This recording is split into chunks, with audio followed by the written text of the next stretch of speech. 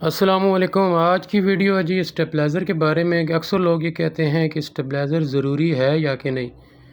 अक्सर लोगों का ये मसला होता है फ्रिज के ऊपर ज़रूरी है, कोई लोग कहते हैं नहीं ज़रूरी है। तो आज इस वीडियो में आपको मैं डिटेल से बताऊंगा कि ज़रूरी है और कहाँ पे ज़रूरी है और कहाँ ज़रूरी नहीं है।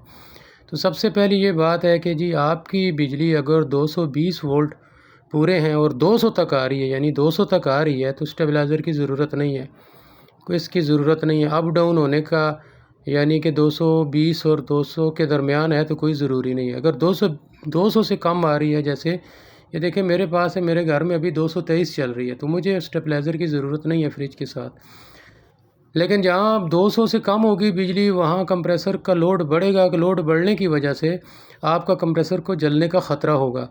तो ये देखें कि आप गर्मियों में अमूमन हमारे कुछ ऐसे इलाके हैं जहाँ पे मैं अभी अक्सर जाता हूँ, तो 100 सिर्फ 80 और 100 वोल्ट आ रहे होते हैं। वहाँ पे हमें स्टेबलाइज़र की ज़रूरत होती है, उसके बगैर तो वो इलाका चल नहीं सकता है। हाँ, जो नए फ्रिज आ रहे हैं, जो इन्वर्टर टाइप आ रहे हैं और बाज़ में अपना स्टेबलाइज़र लगा हुआ आता है, उसके लिए कोई ज़रूरी नहीं है, वहाँ नहीं है। लेकिन आप अपने घर में एक छोटा सा ये डिजिटल मीटर लगा के उसको देखें, अगर आपके वोल्टेज 200 तक आ रहे हैं तो 200 तक भी हो तो कोई मसला नहीं है। 200 190 से 195 हो तो फिर भी बाज़ जगह मसला नहीं होता है, लेकिन उससे लोड बढ़ जाता है, कंप्रेसर जलने का ख़तरा होता है। तो इसलिए जिन इलाकों में वोल्टेज जो है वो 200 से कम है, तो वहाँ ज़रूर स्टेबलाइज़र लगाएं। अगर नया फ्रिज है तो उसका तो लगा हुआ होगा, अभी कंपनियां बना के दे रही हैं, लेकिन पुराने वाले मॉडलों में उनमें नहीं आ रहा होता है। उसके साथ कंप्रेसर का ये स्टेबलाइज़र लगाना बहुत ज़रूरी है। इसके बगैर आपका ये जो है कंप्रेसर जलने का ख़तरा बहुत ज़्यादा बढ़ जाता है। और गर्मियों में अक्सर हमारे इलाकों में, उस जगह पाकिस्तान में बहुत ज़्यादा वोल्टेज ड्रॉप होते हैं।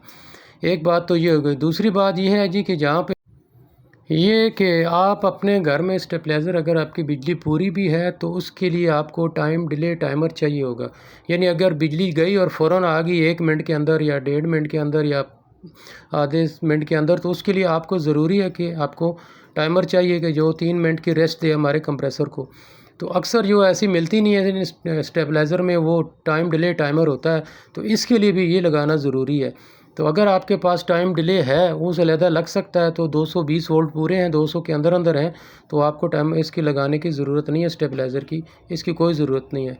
और अगर आपके पास नहीं है ये सारी सहूलतें, तो आप स्टेबलाइज़र ज़रूर लगाएं, क्योंकि आपका कंप्रेसर जो है वो इससे सेफ्टी में रहेगा और हमेशा के लिए जो है वो जलने से बच जाएगा। तो ये थी आज की वीडियो जी। वीडियो को लाइक भी कर दें, शेयर भी करें और मेरे चैनल को सब्सक्राइब ज़रूर करें। ये देखें अभी मेरे पास ये टाइम डिले लगा हुआ है, इसमें एक लाइट ऑन थी, अभी ये दूसरी लाइट ऑन हो गई है। इसका मकसद ही ये है कि ये 3 मिनट डिले है, टाइमर लगा हुआ है इसके अंदर। तो आप इन सारी चीज़ों को मद्देनज़र रख के अपने आप करके खुद मैनेज करें, किसी के कहने पे मत जाएं।